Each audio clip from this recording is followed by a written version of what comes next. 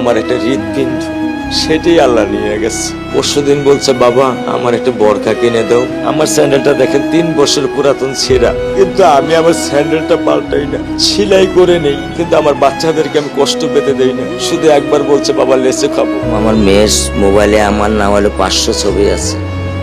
আমি এখনো সাহস পাইনি আমার মেয়ের একটা ছবি বের করে দেখতে।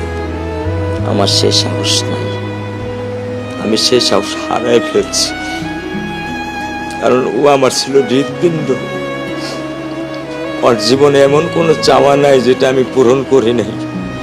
পরশুদিন বলছে, বাবা আমার একটা বরখা কিনে দাও। আমার চাচাতো ভাই বললো, ভাই ইসলামপুর থেকে 300-400 টাকা পাওয়া যায়। আমি সাথে সাথে মিনি মার্কেট থেকে আমি 1000 টাকা দিয়ে আমার মেয়েকে বরখা এনে দিচ্ছি। আমি দরিদ্র, ভাঙা বাসায় থাকি, কিন্তু আমার সন্তানদেরকে আমি কখনোই দারিদ্রতার স্বাদ পেতে দেইনি।